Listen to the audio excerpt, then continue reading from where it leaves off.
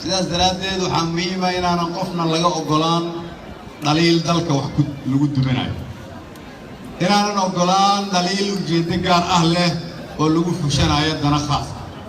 inaanan ogolaan dhaliil la doonayo in lagu dumiyo iftiinka nolosha ee hadda inoo soo ifbaxay waxaan leeyahay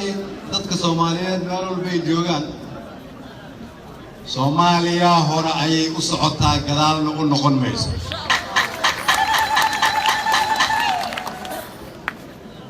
waxaan leeyahay dadka Soomaaliyeed haddii aad hore u arki jirteen in la niyad jabo way dhammaatay waqtigii la niyad jabi jiray waxaan leeyahay dadka Soomaaliyeed haddii ay jiri jirtay 27 sano la soo dhaafay in markii isjijiid yimaado inay madaxdu niyad jabaan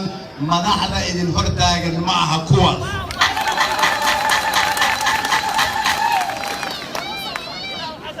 hadday jirto qof Soomaaliyeed oo ka walwalsan maalmaha la qaylinaya ama buuq siyaasadeed dhacaya sidaas daraaddeed madaxdu qolalkeeday ku laabanaysaa waxaan idin ballan qaadayaa inaan idinla mari doono ilaa meesha ugu dambaysa aan tegi doono Soomaaliya waxay ku socotaa meel barwaaqo ah annaga u jeednaa oo idin soo aragnay dhulka barwaaqadan u socno iftiin baa ummadda Soomaaliyeed u yimid waxaan rabnaa inaan iftiinkaas la qaadno kulligeed waxaan soo jeedinayaa sidaas daraaddeed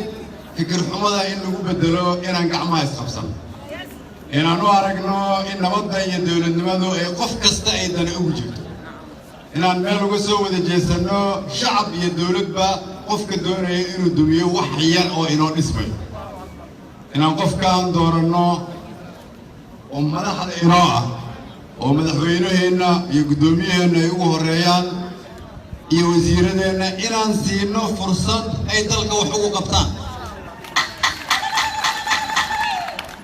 inaan ku bedelno dhaqankii ahaa anigu haddaanan wax helin dalka la duminaya dalka ka horeeya adiga inaan ogaano in qof kasta xisbi kasta iyo koox kasta ay ka weeyihiin jiritaanka calanka nabadda iyo dawladnimada sidaas daraaddeed anigoo u mahad celinaya walaashii Khadiijo iyo dhammaan dadkii waxaan soo abaabay waxaan leeyahay mar walba meel ayay taariikhdu ka bilaabataa maantay oo ay tahay 63 guuradii ka soo wareegtay markii calankeenna idibada loo taagay cidda doonaysa inay ka mid noqoto taariikhda cusub oo dalkan laga samayn doono waxaan leeyahay kaalay anagana soo raac waa mahadsantiin